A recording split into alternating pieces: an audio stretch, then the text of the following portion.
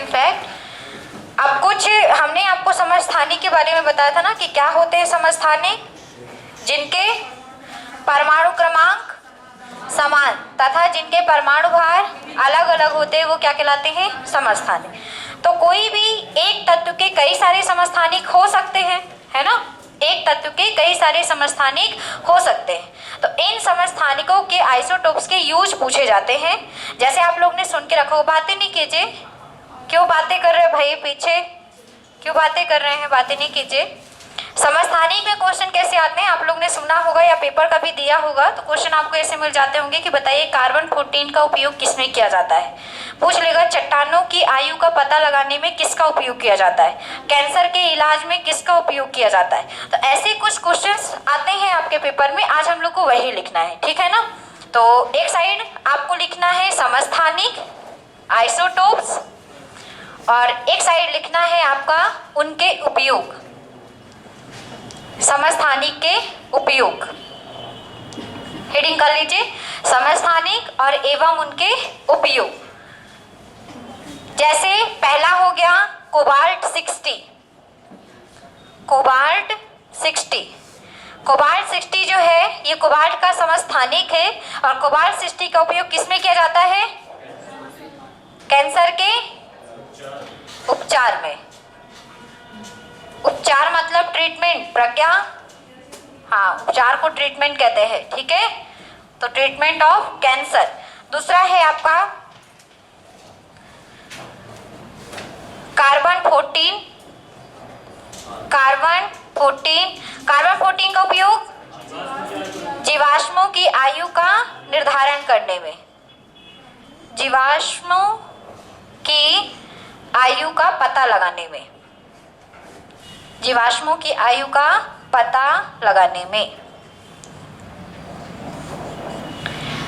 Dictation of age of fossil, ठीक है ना, फॉसिल कहते हैं जीवाश्म को।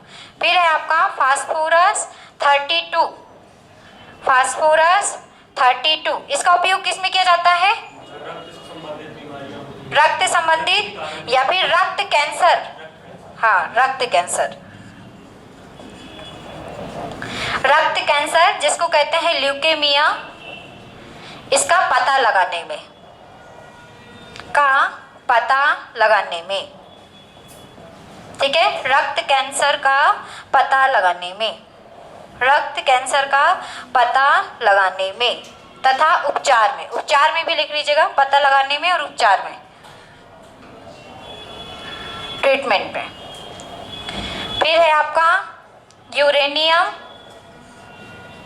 यूरेनियम 235, 235, और इसका उपयोग किस में करते हैं, चट्टानों की आयु का पता लगाने में, चट्टानों की आयु का पता लगाने में, आयु का पता लगाने में।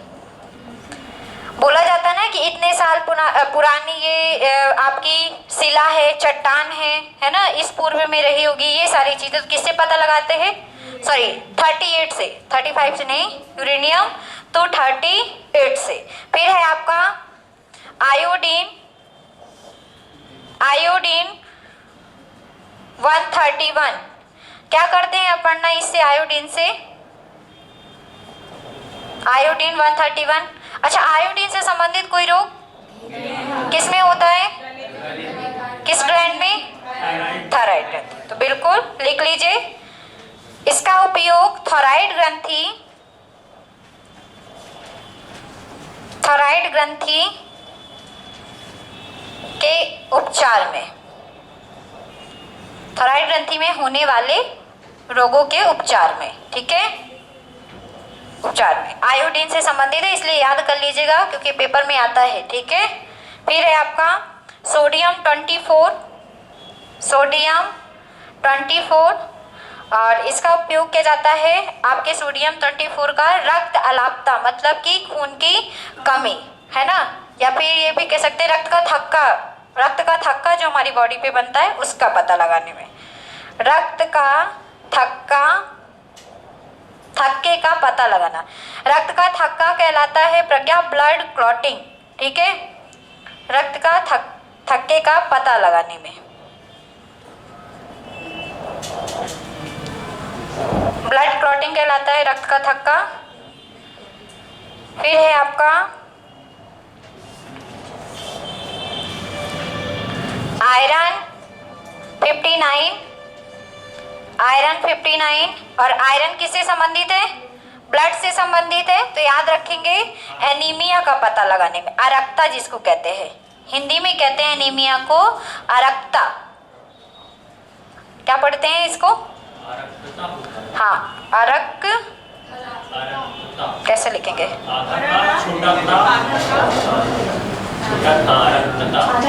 आधा का, सॉरी, हो गया। एनीमिया का पता लगाने में।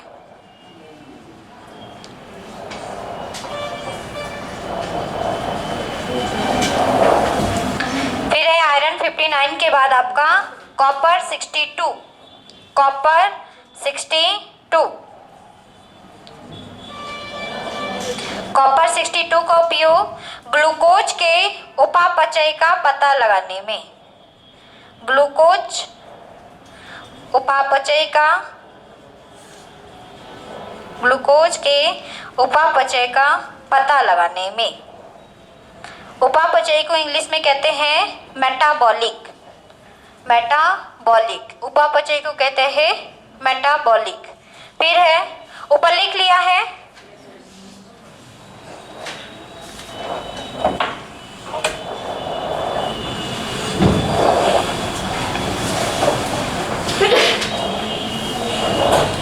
फिर है आपका रुबिडियम 82। रुबिडियम 82, इसका उपयोग किया जाता है रक्त बहाव का पता लगाने में। ब्लड सर्कुलेशन, रक्त बहाव का पता लगाने में। रक्त बहाव को इंग्लिश में कहते हैं ब्लड सर्कुलेशन। ठीक है, ये ब्लड सर्कुलेशन कैसा हो रहा है ये पता लगाया जाता है।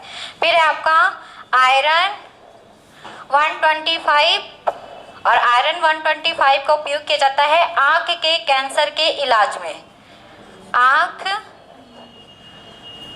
कैंसर नहीं, आपका आई कैंसर के इलाज में।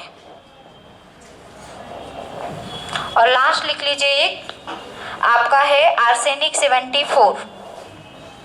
आर्सेनिक 74, इसका उपयोग किया जाता है ट्यूमर का पता लगाने में। ट्यूमर का पता लगाने में।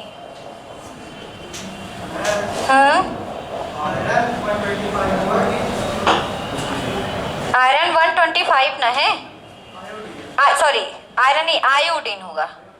Iodine 125, sorry iodine 125। चलिए लिख लीजिए। ये कुछ यूज थे जो कि आपको याद करने हैं क्योंकि पेपर में पूछे जाते हैं।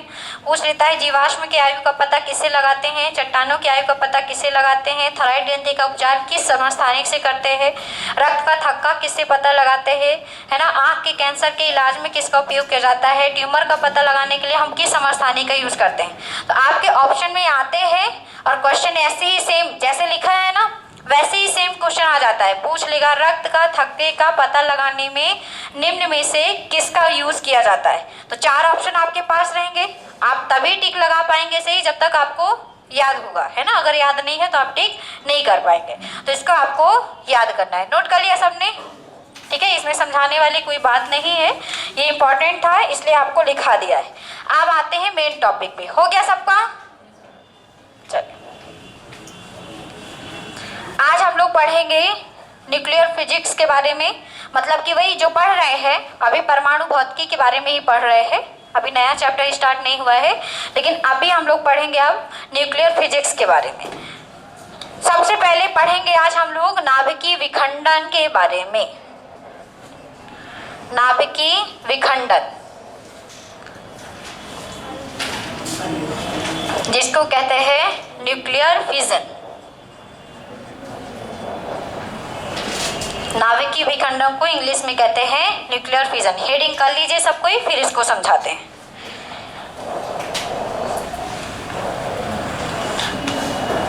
क्या है नाभिकीय विखंडन बताइए आनंद, किसको कहेंगे नाभिकीय विखंडन?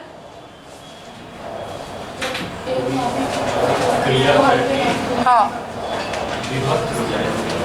क्या विभक्त हो जाए? कौन? कोई परमाणु दो भागों में विभक्त हो जाए, नाभिकीय विखंडन है। क्या होगा पढ़ना?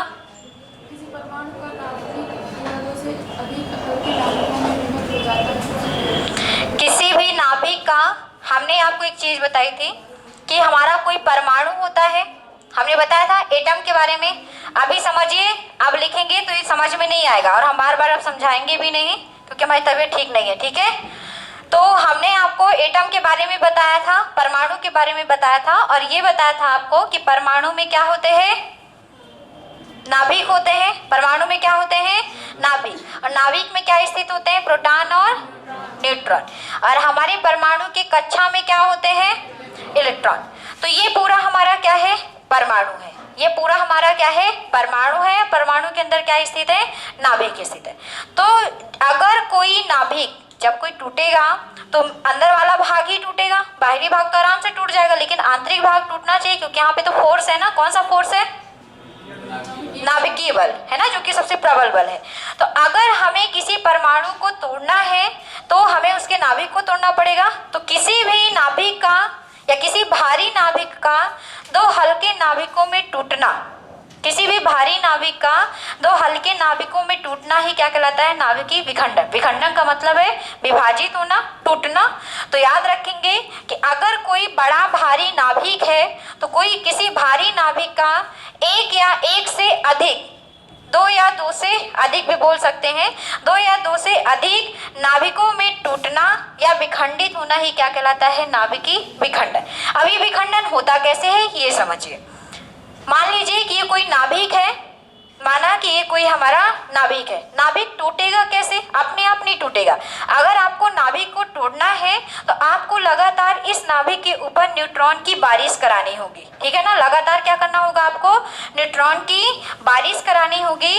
और अगर हम किसी नाभिक में लगातार न्यूट्रॉन की बारिश कराते हैं तो उसमें बहुत अधिक ऊर्जा लगती है और उस ऊर्जा के कारण ये नाभिक अपने आप को क्या कर देते हैं? विभक्त कर देते हैं। तो ये टूटेंगे, आपको याद रखेंगे, दो या दो से अधिक भागों में भी विभाजित हो सकते हैं। तो हम अभी मान लेते हैं कि दो पार्ट में डिवाइड हो गए। और जब ये टू पार्ट्स में डिवाइड होते हैं तो इनके साथ कुछ और भी घटना होती है। जब ये टूटते हैं तो इनके साथ 3 न्यूट्रॉन निकलते हैं। क्या निकलते हैं? 3 न्यूट्रॉन। ध्यान से सुनिएगा क्योंकि यही पे मेन पॉइंट है, ठीक है। अगर हमें किसी नाभिक को तोड़ना है तो उसके ऊपर हमें लगातार न्यूट्रॉन की क्या करानी पड़ती है? बारिश करानी पड़ती है। और इस न्यूट्रॉन के कारण ये नाभिक क्या हो जाते हैं? टूट जाते हैं। दो से या दो से अधिक में भी टूट सकते हैं। तो अभी हम मान लेते हैं कि दो भागों में विभक्त हो गए। जब ये टूटते हैं तो इसके साथ कुछ और चीजें भी निकलती हैं। इसके साथ 3 न्यूट्रॉन निकलते हैं। क्या निकलते हैं? 3 न्यूट्रॉन। अब ये 3 न्यूट्रॉन निकले हैं तो इसी के अंदर ही निकले होंगे, इसके अंदर से ही निकले हैं। और जब ये टूटा है तो ये भी तो बचे हुए हैं। तो जैसे ही 3 न्यूट्रॉन निकलते हैं तो ये 3 न्यूट्रॉन जो होते हैं इन पर फिर से आक्रमण करते हैं और ये भी क्या हो जाते हैं? अपने आप को तोड़ लेते हैं। इनसे भी बनेगा, जब ये भी टूटेंगे तो इनसे फिर से 3 न्यूट्रॉन निकलेंगे और इससे भी फिर 3 न्यूट्रॉन निकलेंगे। तो फिर इनमें ये जो न्यूट्रॉन है फिर इन पे वार करेंगे और फिर ये भी टूटेंगे। मतलब ये जो क्रिया है विखंडन होने की वो लगातार क्या होती है? चलती रहती है। आगे समझ में? तो ये क्रिया जो लगातार चलती रहती है विखंडन की, इसे हम कहते हैं नियमित विखंडन, नाभिकीय विखंडन। नियमित नाभिकीय विखंडन मतलब कि जो क्रिया लगातार चलती रहती है उसे हम क्या कहते हैं? नियमित नाभिकीय विखंडन की प्रक्रिया कहते हैं। और हमारा अगर हमने इस न्यूट्रॉन को नहीं रोका तो ये सारे के सारे न्यूट्रॉन हमारे नाभिक पर आक्रमण करेंगे और ये नाभिक लगातार क्या होते हैं? टूटते रहते हैं। जब तक टूटते रहते हैं जब तक पूरे नाभिक क्या हो जाते हैं? नष्ट नहीं हो जाते। अगर नाभिक रहेगा तो टूटेगा और टूटेगा तो न्यूट्रॉन निकलेगा और न्यूट्रॉन निकलेगा तो फिर से वो परमाणु पर, नाभिक पर आक्रमण करेगा और फिर नाभिक क्या हो जाएगा? फिर टूटेगा। तो जब तक पूरी तरह से नाभिक नष्ट नहीं हो जाता तब तक ये श्रृंखला क्या होती है? लगातार चलती रहती है। तो इस प्रकार नियमित रूप से जो विखंडन होता है उसको हम क्या कहते हैं? नियमित नाभिकीय विखंडन। लेकिन एक काम यहाँ पे और कर सकते हैं, अगर हम 2 न्यूट्रॉनों को कंट्रोल कर ले। क्या करें, 3 तो निकलते हैं, ये हमने आपको बताया कि 3 न्यूट्रॉन निकलते हैं, तो एक काम करते हैं कि 2 न्यूट्रॉन हम कंट्रोल कर ले, मतलब कि 2 न्यूट्रॉन को हमने रोक लिया। तो अब क्या, कौन सा न्यूट्रॉन आगे बढ़ेगा, केवल एक बढ़ेगा। तो एक बढ़ेगा तो एक बमबारी करेगा, फिर 3 निकले, फिर 2 को रोक लीजिए, फिर आगे कितने बढ़ेंगे, फिर एक बढ़ेगा, फिर टूटे। तो हर बार क्या करें, हम न्यूट्रॉन को, 2 न्यूट्रॉनों को अलग कर ले, रोक ले। तो ये नाभिकीय विखंडन धीरे धीरे प्रक्रिया चलती रहेगी, क्रमशः चलेगी, लेकिन कैसी चलेगी, धीरे धीरे चलेगी, लेकिन जो नियमित होती है, और इसे हम रोक पा रहे हैं, इसलिए इसको हम कहते हैं नियंत्रित। इसे कहते हैं अनियंत्रित, जिसे हम रोक नहीं सकते ये कहलाएगा अनियंत्रित, और जिसे हम रोक लेंगे वो क्या कहलाएगा, नियंत्रित।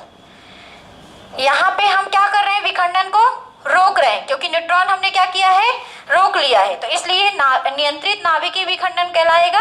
और जिसको हम रोक नहीं पाएंगे वो क्या कहलाएगा, अनियंत्रित नाभिकीय। फिर से समझिए, नाभिकीय विखंडन क्या है, किसी भी भारी नाभिक का 2 हल्के नाभिकों में टूटना क्या कहलाता है, नाभिकीय विखंडन।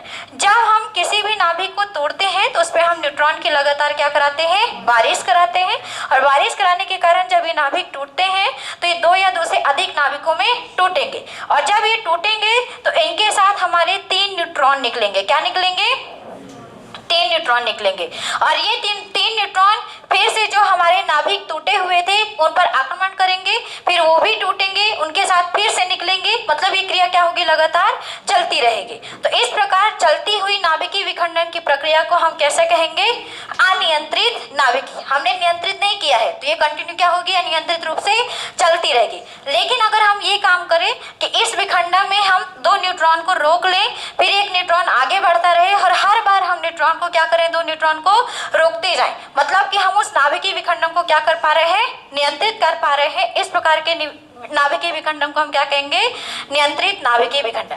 पेपर में क्वेश्चन पूछा जाता है कि परमाणु भट्टी हमारी नियंत्रित नाभिकीय विखंडन पर आधारित है कि अनियंत्रित पर, बताइए। अनियंत्रित परमाणु भट्टी, एटॉमिक रिएक्टर, जो हमारा एटॉमिक रिएक्टर है, परमाणु भट्टी है, वो अनियंत्रित नाभिकीय विखंडन पर आधारित है कि नियंत्रित नाभिकीय विखंडन पर। तेज से बोलो भाई, कितने लोग नियंत्रित बोल रहे हैं ये बताओ बस, और कितने लोग बोल रहे हैं अनियंत्रित। अच्छा, आप भी बोल रहे हैं, और कुछ नहीं बोल रहे, अरे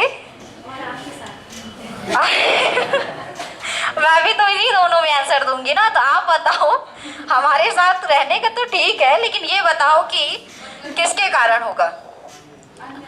परमाणु बम और परमाणु भट्टी, 2 वर्ड हमने आपके सामने लिखे हैं, आप तो चूज कर लोगे ना, परमाणु बम और परमाणु भट्टी। अब चलो आप बताओ, परमाणु बम किस पे आधारित है, अनियंत्रित पर आधारित है, और परमाणु भट्टी नियंत्रित पर आधारित है। क्यों आनंद? अच्छा, अरे बताओ भाई, कुछ तो बताओ। परमाणु भट्टी नियंत्रित, वेरी गुड। परमाणु भट्टी जो है नियंत्रित नाभिकीय विखंडन पर कार्य करती है, और परमाणु जो बम होता है वो अनियंत्रित नाभिकीय विखंडन पर कार्य करता है। ठीक है, याद रखिएगा, क्योंकि पेपर में यहाँ पे क्वेश्चन पूछा जाता है। आपको पता होना चाहिए कि हम लोगों के यहाँ भी तो नाभिकीय रिएक्टर है, हम लोग के यहाँ परमाणु भट्टी है कि नहीं है, भारत में है, और परमाणु बम है कि नहीं है, है। पहला परमाणु बम प्रयोग कहाँ किया गया था, राजस्थान के पोखरण जिले में, राजस्थान के पोखरण जिले में, है ना। उसका मतलब क्या किया गया था, प्रशिक्षण किया गया था, कि पता लगाया गया था कि ये परमाणु बम काम करेगा कि नहीं। पोखरण पिक्चर देखी है सबने, नहीं देखी, पोखरण पिक्चर नहीं देखी, अच्छा। तो चलो, तो हम लोगों का पहला परमाणु बम का प्रयोग हमारे मतलब कि प्रशिक्षण के लिए किया गया था। कहाँ पे किया गया था, राजस्थान के पोखरण जिले में। ठीक है ना, ये याद रखिएगा, मतलब भारत के पास भी अब परमाणु बम बनाने की क्षमता आ चुकी है। आ गया समझ में। और याद रखिएगा कि ये नाभिकीय विखंडन की प्रक्रिया पे, ये आपका अनियंत्रित नाभिकीय विखंडन की श्रृंखला पे कार्य करता है और ये परमाणु भट्टी नियंत्रित नाभिकीय विखंडन की श्रृंखला पर कार्य करती है। तो थोड़ा सा इसके बारे में लिखिए, फिर समझाते हैं परमाणु बम किसने बनाया, फिर बताते हैं परमाणु भट्टी किसने बनाई। चलो लिखिए नाभिकीय विखंडन। लिखिए, किसी नाभिक का दो या दो से अधिक, किसी नाभिक का दो या दो से अधिक, किसी नाभिक का दो या दो से अधिक, दो या दो से अधिक छोटे नाभिकों में टूटना, किसी नाभिक का दो या दो से अधिक छोटे नाभिकों में टूटना, छोटे नाभिकों में टूटना नाभिकीय विखंडन कहलाता है। छोटे नाभिकों में टूटना नाभिकीय विखंडन कहलाता है। नाभिकीय विखंडन की प्रक्रिया के दौरान, नाभिकीय विखंडन की प्रक्रिया के दौरान, नाभिकीय विखंडन की प्रक्रिया के दौरान तीन न्यूट्रॉन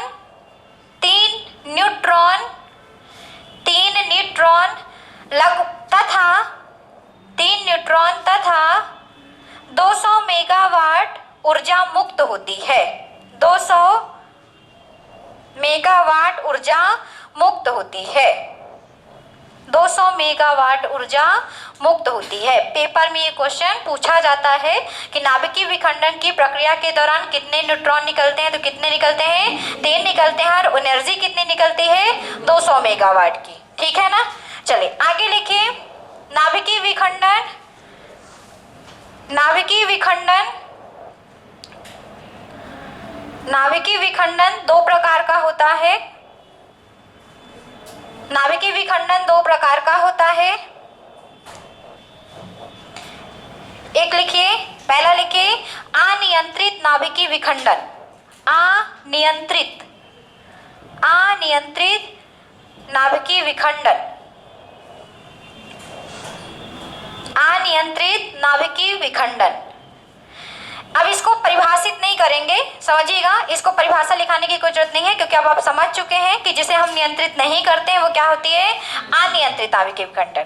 ठीक है, इसके सामने डैश करके लिख लीजिए, अनियंत्रित पर कौन आधारित है, परमाणु बम। जहां पे लिखा होगा ना अनियंत्रित नाभिकीय विखंडन, उसके सामने डैश करके लिख लेंगे परमाणु बम। आ गया समझ में। दूसरा लिखिए नियंत्रित नाभिकीय विखंडन। दूसरा लिखिए नियंत्रित नाभिकीय विखंडन, नियंत्रित नाभिकीय विखंडन, नियंत्रित नाभिकीय विखंडन। और उसके सामने डैश करके क्या लिखेंगे, परमाणु भट्टी, एटॉमिक रिएक्टर। तो अनियंत्रित पर आधारित है हमारा परमाणु बम और नियंत्रित पर आधारित है हमारी परमाणु भट्टी। चलिए अब हेडिंग करिए परमाणु बम। अब पढ़ते हैं परमाणु बम के बारे में। बनाना क्यों बताएंगे, क्यों बनाना है क्या? बनाना नहीं बताएंगे, कब बना था पहला, किसने बनाया था पहला, कहाँ गिराया गया था पहला, ये सब बताएंगे। ठीक है, तो हेडिंग करते हैं परमाणु बम। चलिए आप समझिएगा, इसके बाद आपको लिखा देंगे। समझने पे फोकस इसलिए करेंगे क्योंकि यहाँ पे जो चीजें हैं वो याद करने वाली हैं। ठीक है ना, बनाना नहीं सिखाएंगे कि परमाणु बम बना दो और आके यहीं पे गिरा दो, हाँ बनाना नहीं है। चलो, परमाणु बम का सर्वप्रथम परमाणु बम अमेरिका के एक वैज्ञानिक ने बनाया था, जिनका नाम है रॉबर्ट ओपेनहीमर। सबसे पहले परमाणु बम किसने बनाया था, रॉबर्ट ओपेनहीमर ने 1945 में बनाया था। याद रखिएगा, सबसे पहले परमाणु बम किसने बनाया था, रॉबर्ट ओपेनहीमर ने 1945 में बनाया था। और इनके परमाणु बम बनाने के बाद उस टाइम पर जापान में, जापान के कहाँ, हिरोशिमा, जापान के हिरोशिमा में पहला परमाणु बम गिराया गया था। और पहले परमाणु बम जो गिराया गया था उसका नाम क्या था, लिटिल बॉय। क्या नाम था उसका, लिटिल बॉय, दूसरे वाले का फैटमैन नाम था ना, तो पहले वाले का क्या नाम था? लिटिल बॉय नाम था। याद रखेंगे पहला परमाणु बम कहाँ गिराया गया? जापान के हिरोशिमा में। और याद रखेंगे उसका नाम क्या दिया गया था? Little boy. और परमाणु बम बनाने के लिए यूरेनियम 235 का यूज किया गया था। यहाँ पे इसके यहाँ पे जो परमाणु बम गिरा था वो किससे बना हुआ था? यूरेनियम 235 का बना हुआ था। ये चीज आपको याद रखनी है। और ये बताइए कि हिरोशिमा में किस दिनांक को परमाणु बम गिरा था? 6 अगस्त 1945। याद रखिएगा 6 अगस्त 1945 को जापान के हिरोशिमा में सबसे पहला परमाणु बम गिराया गया था, जो कि यूरेनियम 235 से बना था और इसका नाम क्या था? लिटिल बॉय था। दूसरा परमाणु बम कब गिराया गया? 9 अगस्त 1945 में। और कहाँ गिराया गया? जापान के नागासाकी में गिराया गया। और इसका नाम क्या था? फैटमैन, फैट बॉय नहीं, ठीक है, फैटमैन। ठीक है, तो याद रखेंगे परमाणु बम सर्वप्रथम किसने बनाया? रॉबर्ट ओपेनहीमर ने सन 1945 में बनाया। सबसे पहले परमाणु बम जापान के हिरोशिमा में गिराया गया 6 अगस्त 1945 को। और इसका नाम क्या दिया गया? Little boy. ठीक है ना, कहीं भी गिराया जाता है तो ये नहीं बताता कि हम आपका मतलब कोड के रूप में सारी बातें की जाती। जैसे आपने अगर पिक्चर देखी होगी, है ना, अभी तो बोले देखी ही नहीं। वो देखिए 16 दिसंबर। अच्छा चलो, तो उसमें क्या होता है कि कोड नेम रखा जाता है, परमाणु बम का कोड नेम रखा जाता है। कोई ये नहीं बोलेगा फोन में कि परमाणु बम यहाँ गिराया हो, ठीक है ना, कोड नेम रखेगा। तो याद रखिएगा कि इसका कोड नेम क्या था? लिटिल बॉय था। और ये किससे बना था? यूरेनियम 235 से। दूसरा जो परमाणु बम गिराया गया था जापान के नागासाकी में 9 अगस्त 1945 को, और इसका कोड नेम क्या रखा गया था? फैटमैन। हमारे भारत में प्रथम परमाणु परीक्षण राजस्थान के पोखरण में किया गया था। कब किया गया था? 1974 में। चलो, वेरी गुड। और जिस परमाणु का परीक्षण किया गया था परमाणु बम का, उस परमाणु बम का नाम क्या था? स्माइलिंग बुद्धा। ठीक है, याद रखेंगे क्योंकि पेपर में पूछा जाता है कि भारत में प्रथम परमाणु परीक्षण कब किया गया था? सन 1974 में किया गया था। और उस परमाणु बम का कोड नेम क्या दिया गया था? स्माइलिंग बुद्धा दिया गया था। ठीक है ना। और कहाँ ये परीक्षण किया गया था? तो याद रखेंगे राजस्थान के पोखरण जिले में। आ गया सबको समझ में? अब इसमें कुछ समझाने की बात नहीं है कि परमाणु बम कैसे बना। ये मत पूछना कि मैडम कैसे बना, क्या हुआ, ये बिल्कुल भी मत पूछना, क्योंकि मैडम ने भी आज तक परमाणु बम नहीं बनाया है। ठीक है, तो जो जरूरी था वो आपके सामने लिख दिया गया है। तो चलिए परमाणु बम हेडिंग कीजिए और लिखिए, हम सिखा दें बनाना। हाँ चलो लिखो। परमाणु बम बनाने के लिए देखो कुछ चीजें हम बताए दे रहे हैं कि किसका यूज किया जाता है। परमाणु बम बनाने के लिए यूरेनियम 235, यूरेनियम 235 तथा प्लूटोनियम का प्रयोग किया जाता है। यूरेनियम 235 तथा प्लूटोनियम का प्रयोग किया जाता है। प्लूटोनियम का प्रयोग किया जाता है परमाणु बम बनाने के लिए। यूरेनियम 235 तथा प्लूटोनियम का प्रयोग किया जाता है। पहला स्टार पॉइंट बना के लिखेंगे प्रथम परमाणु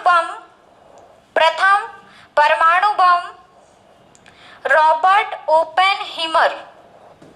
प्रथम परमाणु बम, नाम गलत नहीं लिखेंगे, सामने लिखा हुआ है। प्रथम परमाणु बम रॉबर्ट ओपेनहीमर ने सन 1945 में बनाया था। प्रथम परमाणु बम रॉबर्ट ओपेनहीमर ने सन 1945 में बनाया था।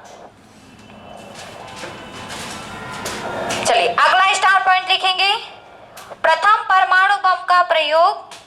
अगला स्टार पॉइंट लिखिए, ये सब कुछ पेपर में आता है। ठीक है, प्रथम परमाणु बम का प्रयोग, प्रथम परमाणु बम का प्रयोग 6 अगस्त 1945 को। प्रथम परमाणु बम का प्रयोग 6 अगस्त 1945 को 6 अगस्त 1945 को हिरोशिमा जापान में किया गया था। हिरोशिमा कहाँ है? जापान। हिरोशिमा जापान में किया गया था। हिरोशिमा जापान में किया गया था। इसमें नाभिकीय ईंधन के रूप में, आगे लिखिए, इसमें नाभिकीय ईंधन के रूप में, इसमें नाभिकीय ईंधन के रूप में, ईंधन के रूप में यूरेनियम, नाभिकीय ईंधन के रूप में यूरेनियम 235 का उपयोग किया गया था। यूरेनियम 235 का उपयोग किया गया था। नाभिकीय ईंधन के रूप में यूरेनियम 235 का उपयोग किया गया था तथा इसका कोड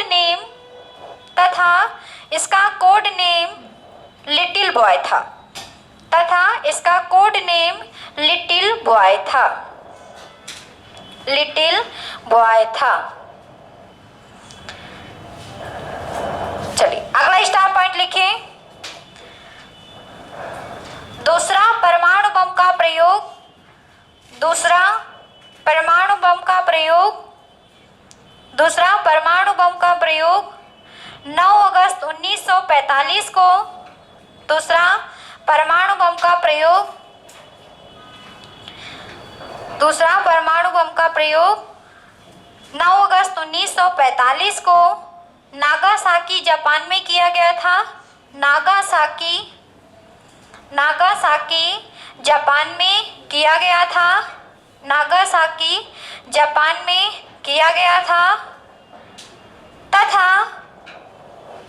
तथा इसमें नाभिकीय ईंधन के रूप में, तथा इसमें नाभिकीय ईंधन के रूप में, नाभिकीय ईंधन के रूप में प्लूटोनियम 239, प्लूटोनियम 239 प्लूटोनियम 239 का उपयोग किया गया था। प्लूटोनियम 239 का उपयोग किया गया था। 239 का उपयोग किया गया था। इसका कोड नेम फैटमैन था। इसका कोड नेम फैटमैन था, मोटा आदमी। अरे तो बनाने इसलिए तो किसी और ने बनाया कि कहीं और जाके गिरा दें। अब जरूरी भारत वाला बनाए, भारत में गिराएगा? हाँ, टेस्ट नहीं करना था, उसको आक्रमण करना था, टेस्ट थोड़ी ना किया था। हाँ, टेस्ट किया था भारत ने, तो टेस्ट किया था, किसी ऊपर गिराया थोड़ी ना है भारत ने, है ना। उन्होंने टेस्ट करके उनको गिराना था, गिरा के चले आए, और क्या है। चलो लिखिए अब अगला स्टार पॉइंट लिखिए। अगला लिखिए, भारत ने अपना प्रथम परमाणु परीक्षण, भारत ने अपना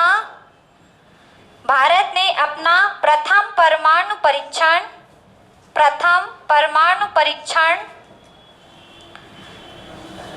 सन 1974 में पोखरण राजस्थान में किया था। प्रथम परमाणु परीक्षण सन 1974 में पोखरण, ये लिखा है पोखरण राजस्थान में किया था। पोखरण राजस्थान में किया था। किसने बनाया था? उनका ना कोड नेम दिया गया, उनका ओरिजिनल नाम नहीं आया है। अरे उसमें था ना पिक्चर में, उनका क्या नाम था? उन्हीं के नाम पर ही रखा गया था। मतलब जब लोग काम कर रहे थे ना, तो उनका नाम ऊपर नहीं आया था कि इन्होंने मिलके बनाया, ये चीज़ है, इसलिए नाम नहीं बता। 5 लोग मिलके बनाए थे ना, इसलिए। चलिए अब आदमी को मरवा देंगे क्या नाम बता के? हाँ चलिए आगे लिखिए। राजस्थान, पोखरण राजस्थान में किया गया था। इसका कोड नेम स्माइलिंग बुद्धा या लिटिल बुद्धा था। लिटिल बुद्धा भी कहते हैं कभी कभी, लेकिन नाम वही है, स्माइलिंग बुद्धा ही था ओरिजिनली। स्माइलिंग बुद्धा या लिटिल बुद्धा था, ठीक है। चलिए आप हेडिंग करिए एटॉमिक रिएक्टर, परमाणु भट्टी।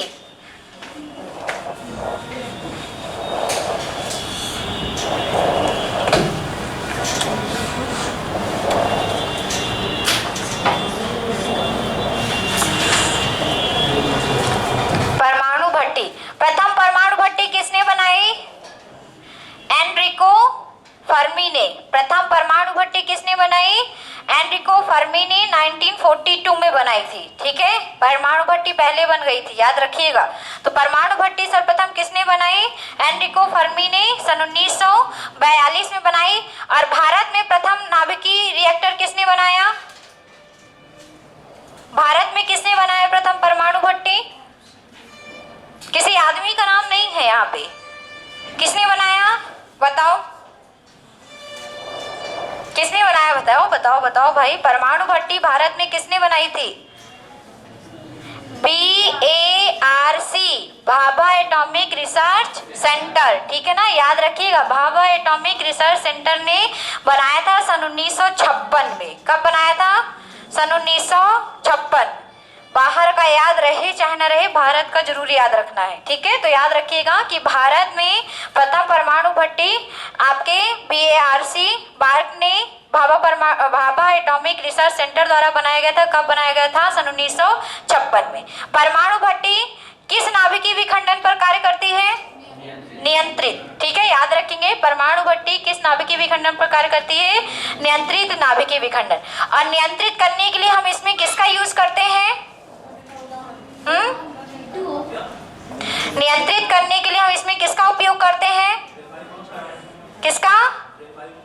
ग्रेफाइड और किसका उपयोग करते हैं बताइए? वो तो मंद करने के लिए, गति को मंद करने के लिए, मतलब धीमा करने के लिए करते हैं। तो धीमा मंद करने के लिए करते हैं, आपको याद रखना है।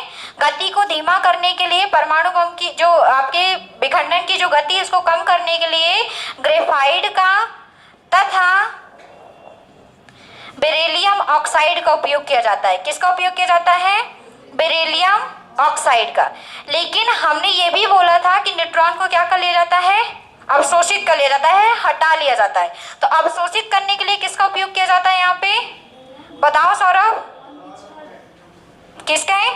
बोरान और कैडमियम की छड़ों का उपयोग किया जाता है। बोरान तथा कैडमियम की छड़ों का उपयोग किया जाता है, जिससे वो न्यूट्रॉन को क्या कर लेते हैं? अवशोषित कर लेते हैं, और वो प्रक्रिया क्या हो जाती है? नियंत्रित हो जाती है। ठीक है ना, तो याद रखेंगे कि जो हमारी परमाणु भट्टी है वो नियंत्रित नाभिकीय विखंडन की श्रृंखला पर आधारित है। प्रथम परमाणु भट्टी सन 1942 में किसने बनाई थी? एनरिको फर्मी ने बनाई थी। और भारत में भाभा एटॉमिक रिसर्च सेंटर ने बनाई थी। कब बनाई थी? सन 1956 में। मंद करने के लिए उनकी गति को ग्रेफाइट तथा बेरिलियम ऑक्साइड का उपयोग करते हैं, और अवशोषित करने के लिए न्यूट्रॉनों को बोरान तथा कैडमियम की छड़ों का उपयोग करते हैं। चलिए लिखिए परमाणु बम डाल के हेडिंग करिए परमाणु भट्टी, सॉरी परमाणु भट्टी हेडिंग करिए और लिखिए प्रथम परमाणु भट्टी। लिखिए प्रथम परमाणु भट्टी एनरिको फर्मी ने सन 1942 में बनाई थी। एनरिको फर्मी सामने लिखा हुआ है, एनरिको फर्मी ने सन 1942 में बनाई थी। सन 1942 में बनाई थी। सन 1942 में बनाई थी। परमाणु भट्टी नियंत्रित नाभिकीय विखंडन पर आधारित है। परमाणु भट्टी एटॉमिक रिएक्टर नियंत्रित नाभिकीय विखंडन पर आधारित है। नियंत्रित नाभिकीय विखंडन पर आधारित है। नियंत्रित नाभिकीय विखंडन पर आधारित है। स्टार पॉइंट बना के लिखेंगे, भारत की प्रथम नाभिकीय भट्टी या परमाणु भट्टी, कुछ भी बोल सकते हैं इसको। भारत की प्रथम परमाणु भट्टी, नाम क्या था इस भट्टी का? अप्सरा। ठीक है, लिखिए भारत की प्रथम परमाणु भट्टी अप्सरा थी। अप्सरा अप्सरा थी तथा इसका निर्माण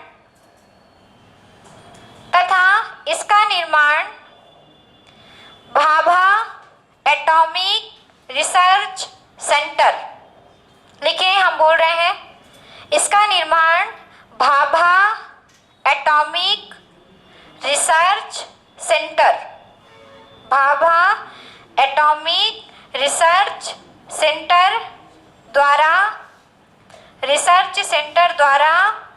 सन 1956 में किया गया था। इसका निर्माण भाभा एटॉमिक रिसर्च सेंटर द्वारा सन 1956 में किया गया था। अच्छा, भाभा एटॉमिक रिसर्च सेंटर का मुख्यालय कहाँ है?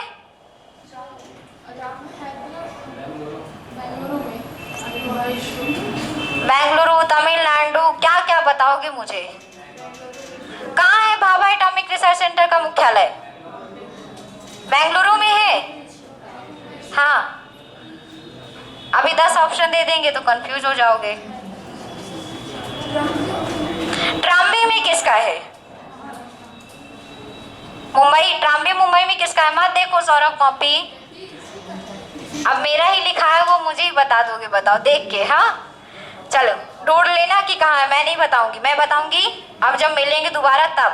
चलो लिखिए, अब लिखिए, आगे लिखिए अगली लाइन से। परमाणु भट्टी में, लिखिए आगे, परमाणु भट्टी में न्यूट्रॉन को अवशोषित करने के लिए, परमाणु भट्टी में न्यूट्रॉन को अवशोषित कराने के लिए बोरान तथा कैडमियम की छड़ों का उपयोग किया जाता है। न्यूट्रॉन को अवशोषित कराने के लिए बोरान तथा कैडमियम की छड़ों का प्रयोग किया जाता है।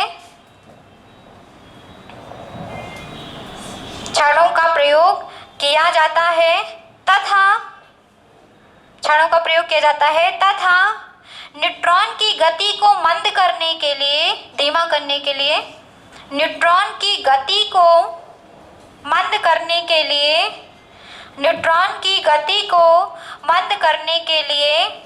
भारी जल मतलब D2O, D2O को और क्या कहते हैं? ड्यूटेरियम कहते हैं।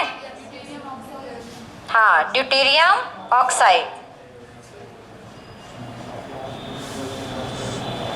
ठीक है, भारी जल लिखे, मंद करने के लिए भारी जल कॉमा ग्रेफाइट, भारी जल ग्रेफाइट अलग अलग है, ठीक है ना। भारी जल कॉमा करके लिखेंगे ग्रेफाइट तथा बेरिलियम ऑक्साइड का उपयोग किया जाता है। न्यूट्रॉन की गति को मंद करने के लिए भारी जल, ग्रेफाइट तथा बेरिलियम ऑक्साइड का उपयोग किया जाता है।